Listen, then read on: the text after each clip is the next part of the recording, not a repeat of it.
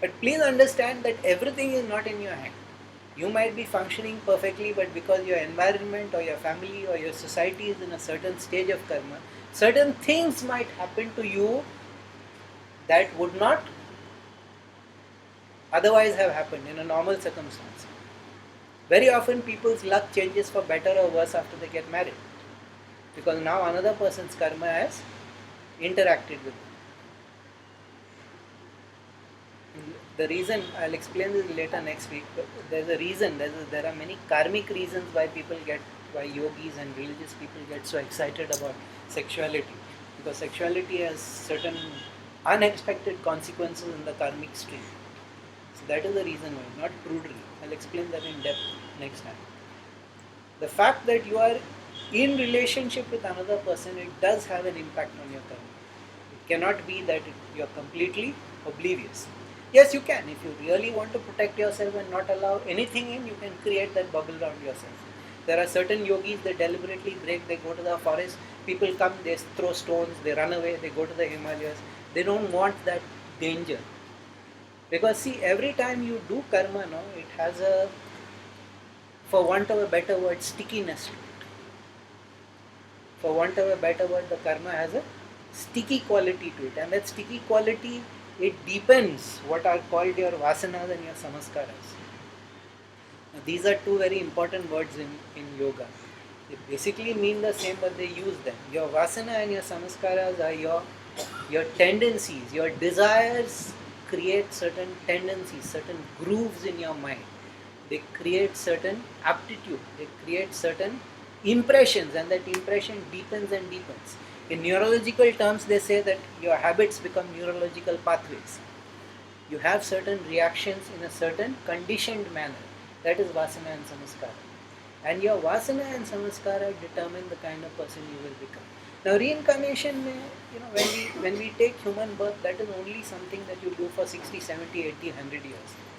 The personality never reincarnates. This is the big mistake that people make. When you say rebirth, past life, you're thinking that it is some version of you. Hopefully, new improved version. No. You are a one-time shot. In that sense, each human birth is unique. What reincarnates is not the personality. What reincarnates is always the tendency and the desire. Vasana, samskara, reincarnate. And how it reincarnates is a very complex and interesting process. As you're dying, your prana, your basic chakras start disintegrating. But your prana or your pranic intelligence tries to reform them. And it tries to reform them with the tattvas, earth, water, fire, air, which are the energy vibrations. And how they reform according to your vasana and your samskara. Your tendency creates. So we are all unconsciously exactly what we wanted to be. The more we did certain kinds of behaviors, the more and more we tended, and our chakras start vibrating like that only. The way the chakra manipulates the tattva, it becomes, the primary chakras manipulate the tattvas, and that is in the human form or the human shape. Now it can be this very most famous example of how this was beaten, because Ramana Maharishi, when his mother was dying, he sat for 2 hours besides her and he wouldn't let the chakras reform. He just liberated her. He worked all her karma right out there, because he knew that was going to, when the body is, you're quitting the body, your energy, your prana is exiting the body, it's looking to reform. On the basis of the vasana and the samaskara, it is looking to reform, and he just wouldn't allow it. He just dissolved the whole thing there. Very complex and dangerous process. I don't recommend it. Only people like him can do it. But it is possible. Consciously, yogis do that. They don't allow their chakras to reform. Because Vasana Samaskara, they have completely defeated. They have completely won over. So, this is the problem with trying to see the unique personality in the next life is again problematic, because again now we come to the next most important thing in karma with the concept of Rnanubandhana. Rina means debt, Bandhan means bond. So the debt, the karmic debt we owe somebody which ties us to other people. Every person we meet is because we have Rnanubandhana, whether strong or not. Of course, with family the Rnanubandhana is enormous. But when we try to look for that unique personality again, problems happen. Why? Because we come back many times, we come back with different roles. Sometimes we are mother, sometimes we are father, sometimes we are children, sometimes we are friends, sometimes we are enemies. We have murdered somebody.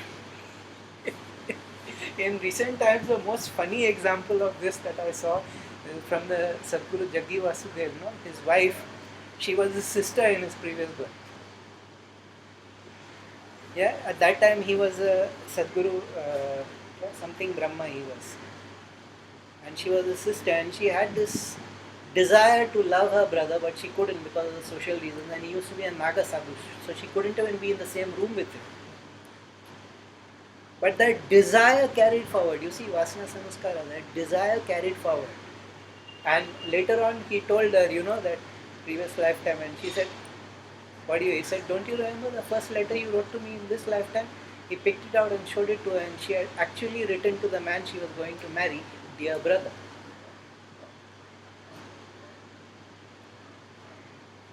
That is how strong Vasana Samaskara is. That is how strong it carries forward. But the personality doesn't carry forward. You see, because if she had the personality of the sister, she wouldn't have. Which is why they say, don't go looking. Don't go looking into the relationships of the people around you who were there in the previous life. Because I know personally a case of a guy who found out that he was married to somebody who used to be his mom. So the kind of sheer the shock and horror and all the cultural conditioning. There is a reason why you are not given memory of your previous birth.